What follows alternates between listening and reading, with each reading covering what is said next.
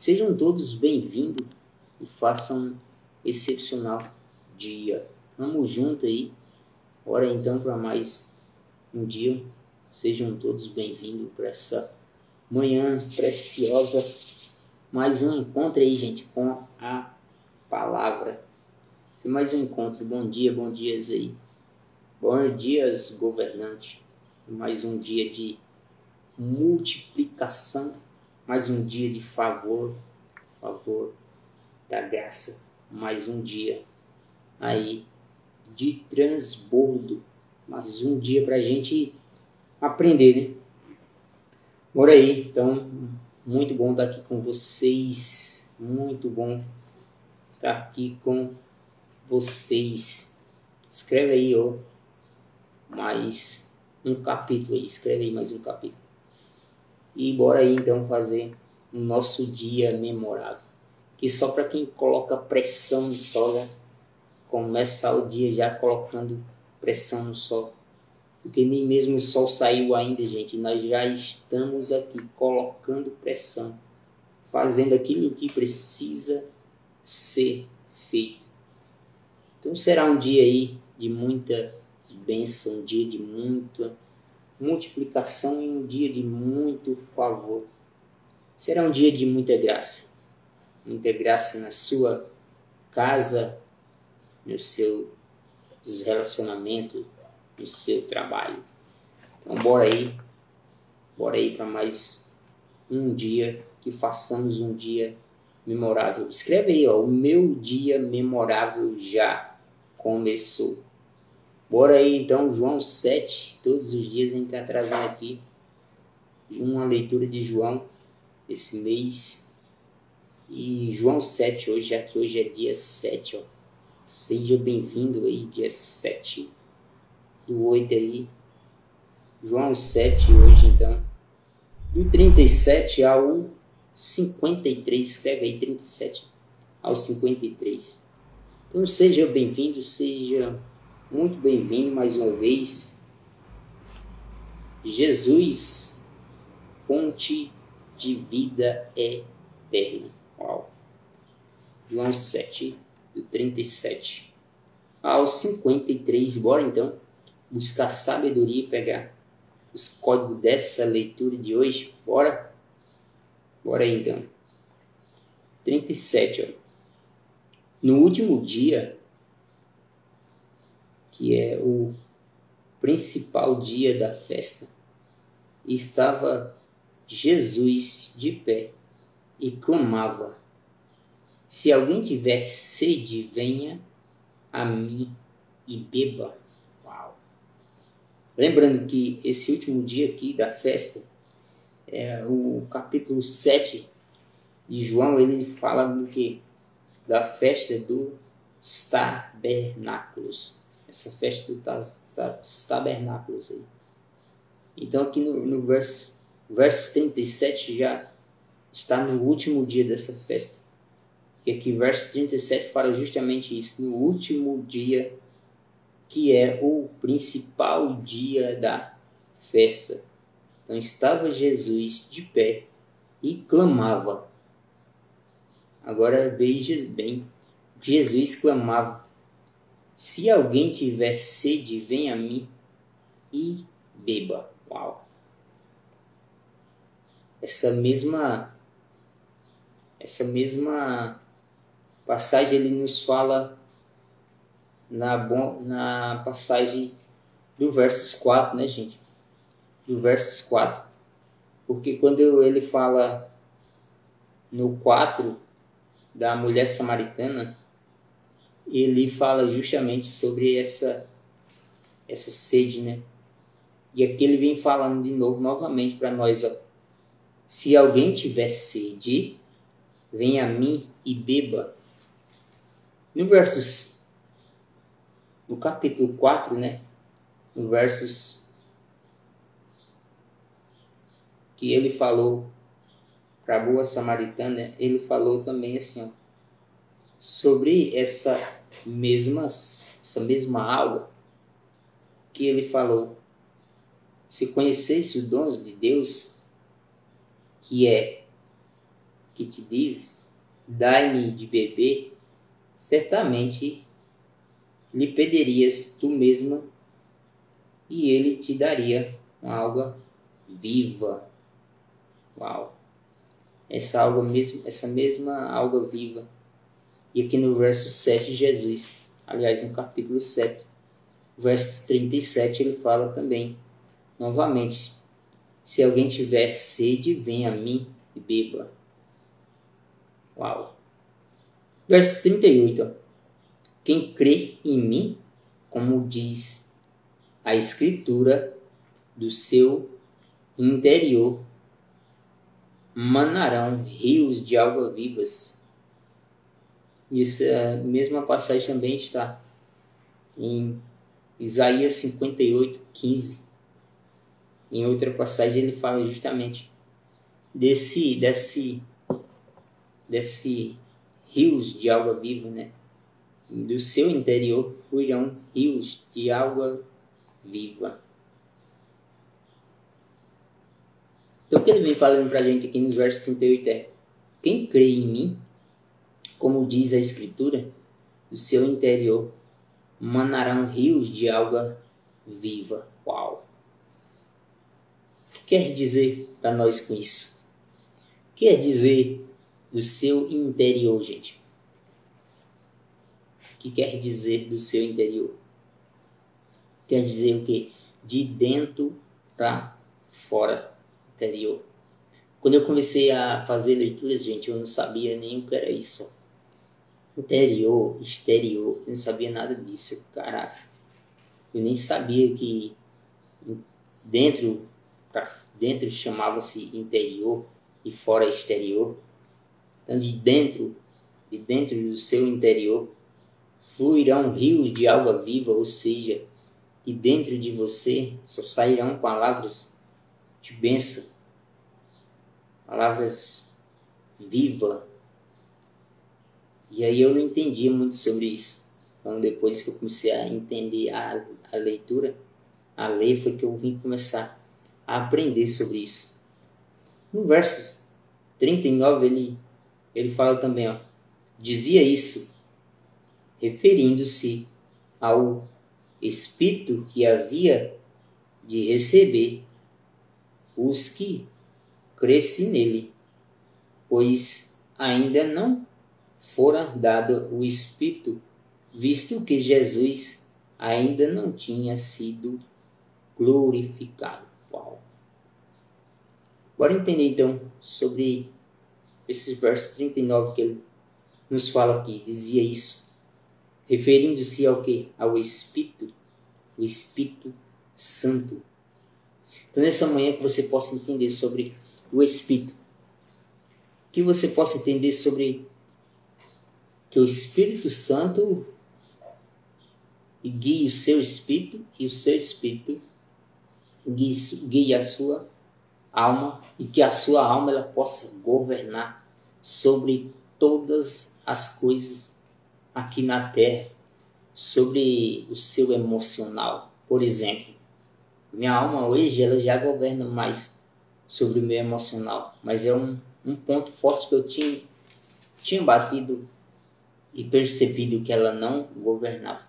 Então, governar sobre o seu emocional é o que, Francisco? O que é, Francisco, eu governar sobre o meu emocional?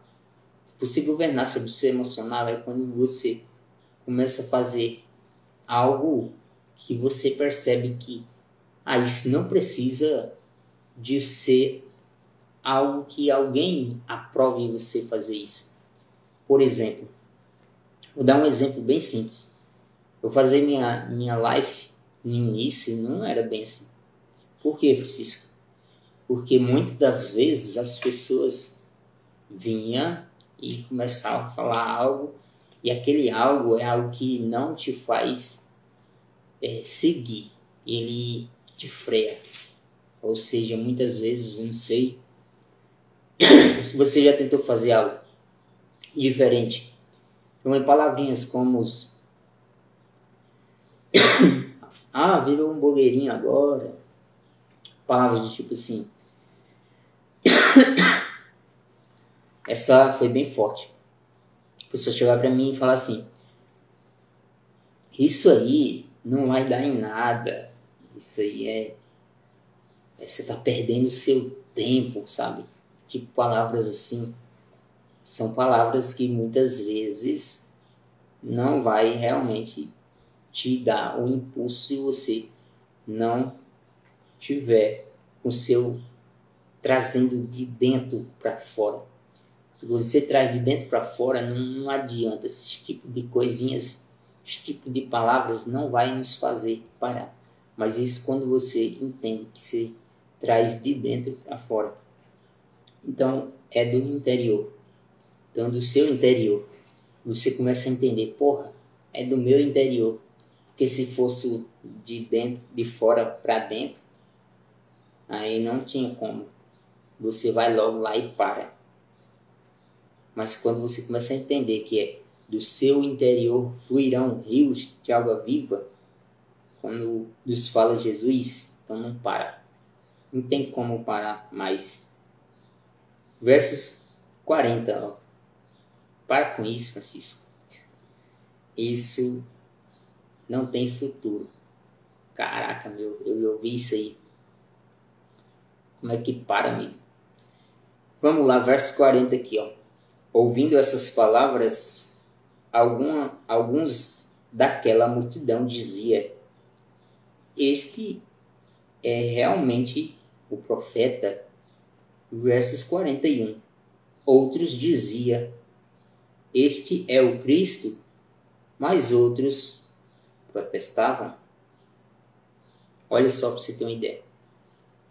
Aqui, nessa passagem, já falou de 3 tipos de pessoas. Olha só que, Francisco, e isso acontece só hoje. Você vê aqui há mais de 2000 anos já falava sobre esses 3 tipos de pessoas aqui, ó. Desses 3 tipos, ó. Ouvindo essas palavras, ó, o primeiro tipo. No meio daquela multidão, existia 3 tipos de pessoas ali já falando isso, ó. Ouvindo essas palavras, alguma daquela multidão diziam, ó, dizia os 3 tipos, ó.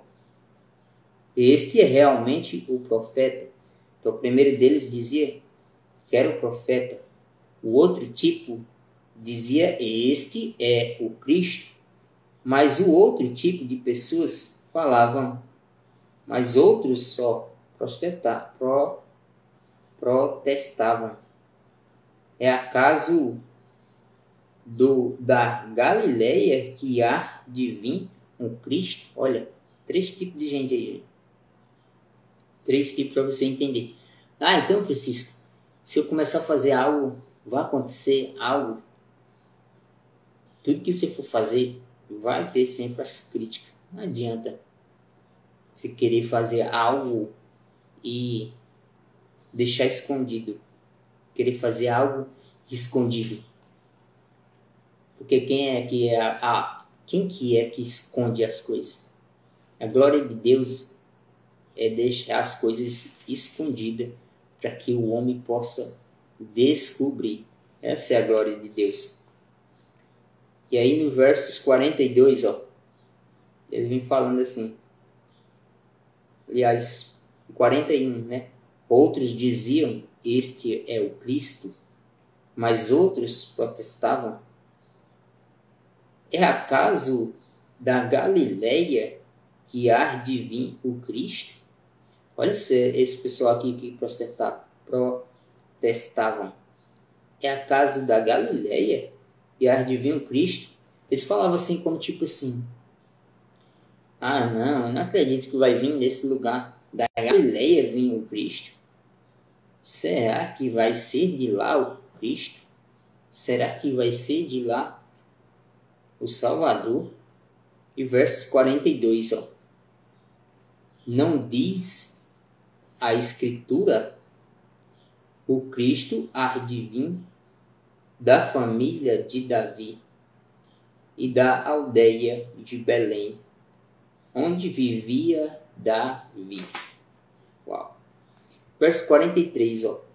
Houve, por isso, divisão entre o povo, por causa dele. houve divisão entre o povo por causa dele. Versos 44.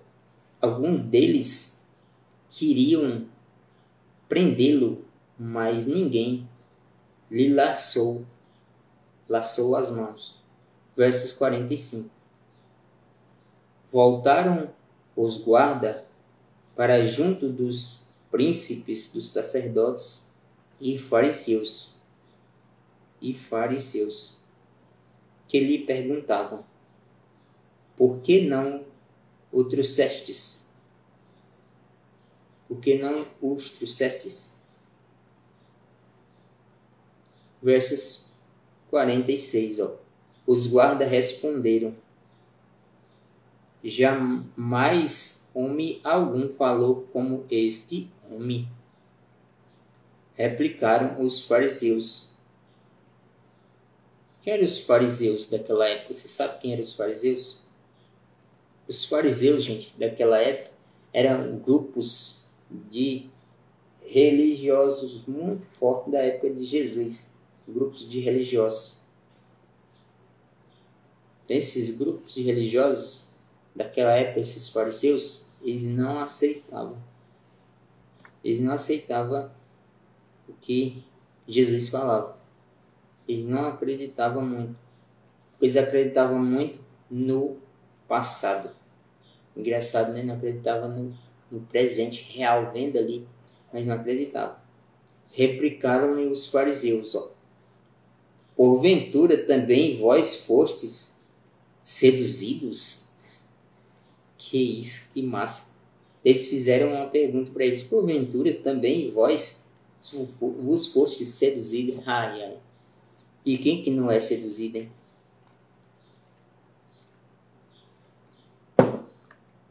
Quem não é seduzido até hoje, então? Fala aí para nós aí. Que massa. Versos 48. Acaso alguém dentre os autoridades,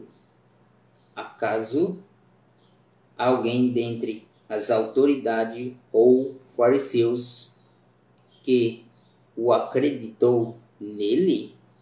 Novamente, outra pergunta que eles fizeram forte, né? Os doutores da lei, os grupos, esse forte grupo de religiosos daquela época de Jesus, fizeram outra pergunta muito forte: acaso alguém dentre as autoridades ou fariseus que acreditou nele? Versos 49. Este povileu que não conhece a lei é amaldiçoado. Versos 50. Replicou Nicodemos, um deles, o mesmo que de noite o fora procurar. Uau! Então o que acontece? Se você pegar aqui na passagem do versos, vamos voltar aqui um pouquinho, só para você entender. Onde que Nicodemos o procurou. Nicodemos foi então no verso 5, no capítulo 5, gente. Depois disso houve uma festa. Vamos ver se foi Nicodemos. Quando ele procura Jesus. Por isso que no verso 50 ele replicou-lhe.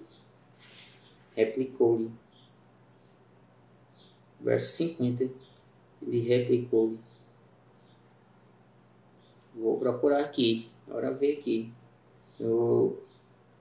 Gente, existe um estudo que fala que para você pegar em média um aprendizado, dura em média você repetir a coisa até 7 vezes para que ela fique realmente implantada ali em você. Você realmente possa fluir com aquela coisa naturalmente.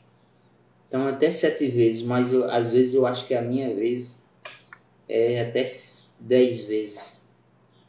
É até 10 vezes mais ou menos. Porque eu passo pela coisa e acabo não memorizando ali tão rápido. Então, nesse estudo fala que é até 7 vezes. Mas para mim eu acho que tem vezes que eu acho que necessitava até 10 para que realmente aquilo ficasse realmente ali já na minha memória sem precisar de tanto tempo para reativar aquilo ali. Eu não lembro bem aqui não, mas eu acredito que foi no capítulo 6 aqui. Capítulo 6. Mas vamos seguir aqui, vamos finalizar então. Replicou-lhe Nicodemos, um deles, o mesmo que à noite fora procurar. 51. Condena acaso a nossa lei algum homem antes de ouvir e conhecer o que ele fez?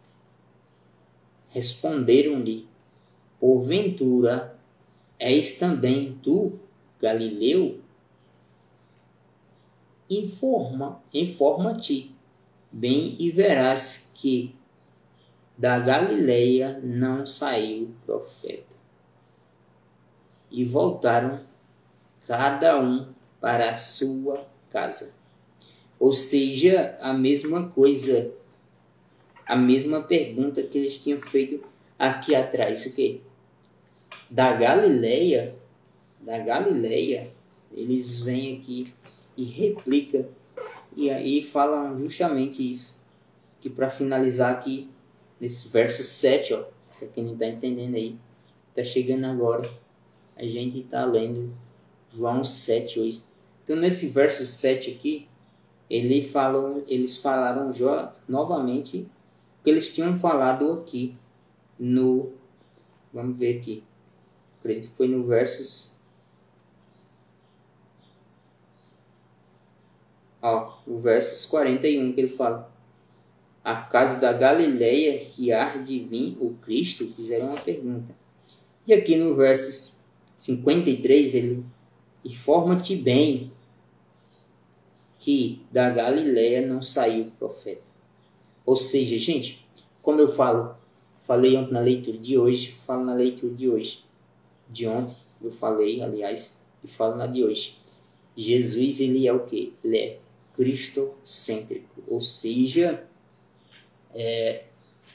antes de Cristo, eram os profetas. Antes de Cristo, eram os profetas. Então, como ele é a Bíblia ela é cristocêntrica, ou seja, antes de Cristo eram os profetas, só que depois de Cristo, ela se encerra aqui. Se encerra como assim, Francisco? Cristo, ele é o centro da Bíblia hoje. Ou seja, tudo gira em torno de Jesus. Até os profetas antigos, eles já anunciavam essa vinda de Jesus. Então, Cristo, ele é o centro da Bíblia, o centro das nossas aflições, o centro de tudo. Então, tudo gira em torno de Cristo. Então, por isso que a Bíblia ela é cristocêntrica. Cristocêntrica. Então, eles falavam aqui que o quê? Informe-se bem e verás que da Galileia não saiu profeta. Para eles não seriam da Galileia. E voltaram cada um para a sua casa. Versos 53, né? Então, para finalizar aqui o nosso João 7, da leitura de hoje, bora começar esse dia aí já buscando essa sabedoria aí, pegando os códigos que a Bíblia a gente lê para pegar os códigos. A Bíblia ela é cheia de códigos. Então você pega para você pegar os códigos da Bíblia. Não é simplesmente ler por ler. É isso que eu tenho treinado e bora fazer esses treinos. Existe uma palavra que eu gosto sempre de falar. É treinar, gente. Se você quer fazer algo, vai treinar. Vai treinar para você ficar bom nisso. É isso que eu sempre aconselho. Então, bora aí. O nosso Boots de hoje. Cisco, o que é o Boots? Ó, o Boots é o que eu falei para você. O Boots é aquilo do verso 7 ontem. Da multiplicação. Aliás, do João 7 ontem. João 7, não, tô confundindo aí, gente. João 6 ontem, quando falou. Hoje é 7. Perdão aí. Então, João 6, ele falou justamente sobre o que eu sempre falo para vocês, o que é o Boots. Que é quando Jesus faz a multiplicação dos pães.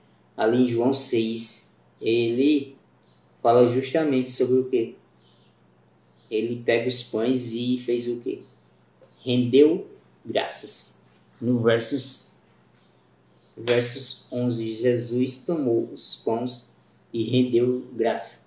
Então, o Boots é render graças, que é justamente assim como a gente começa, e é para você fazer uma mentalização de como vai ser o seu dia. É render graças sobre o seu dia. Beleza? Então, bora aí com o nosso Boots. Posição aí de poder. Estufa seu peito aí para frente. Feche seus olhos. Se você quiser, se você não quiser, não tem problema nenhum. E bora aí então. Respira fundo assim, ó. Mais uma vez.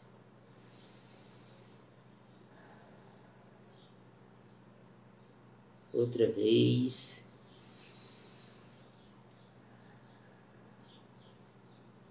E fala assim: a ti rendemos graças, ó Deus, porque o Senhor é bom e sempre nos ouve. Obrigado pelo seu amor, pela sua graça, pela sua misericórdia, que não tem fim. Obrigado pelo seu favor. Obrigado pela sua graça. Obrigado por essa manhã que se renova. Obrigado por estar todos os dias aqui buscando essa sabedoria multimilenar. Obrigado por cada dia estar mais e mais, estar ao teu lado sempre, todos os dias, fazendo com que isso seja a nossa primeira premissa do dia. Então, que a sua primeira premissa do dia seja começar com a palavra, assim como eu falei, que você tenha uma manhã preciosa com a palavra. E seu dia será um dia de muita multiplicação, será um dia de muita bênção, será um dia de muita graças, de muito favor. E será um dia de se conectar cada vez mais. Será um dia de muita bênção no seu trabalho, nos seus relacionamentos. Que você possa renovar a sua identidade, renovar o seu propósito a cada manhã. Então que você possa entender cada vez mais quem verdadeiramente você é, quem verdadeiramente você carrega. Respira fundo mais uma vez.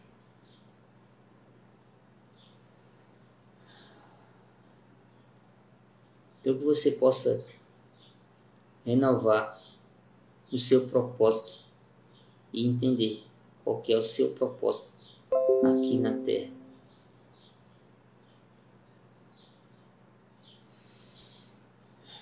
Respira fundo mais uma vez.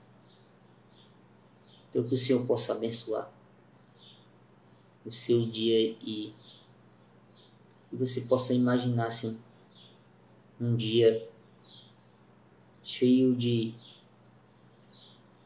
governança. Você possa governar sobre todas as coisas durante o seu dia. Que você tenha o drive baixado na sua mente, que é aquele drive de todas as coisas cooperam para o bem daqueles que amam a Deus e são chamados segundo o seu propósito. Então, que mesmo que apareça um obstáculo no seu dia de hoje, mas que você governe e entenda que todas as coisas cooperam para o bem. Quando você entende desse drive, você entende que você governa sobre todas as coisas. Que o seu espírito ele possa ser guiado pelo Espírito Santo de Deus e que a sua alma governe e o seu corpo desfrute do melhor dessa terra. Abre os seus olhos aí, abre, solta o sorriso aí, gente. Esfrega suas mãozinhas assim até esquentar e fala assim, já é. Tamo junto aí para mais uma oportunidade aí. Tamo junto, então, um beijo no seu coração e o seu dia memorável já começou. Escreve aí para finalizar. O nosso dia memorável já começou. Tamo junto, então, um beijo no seu coração e fazer um excepcional dia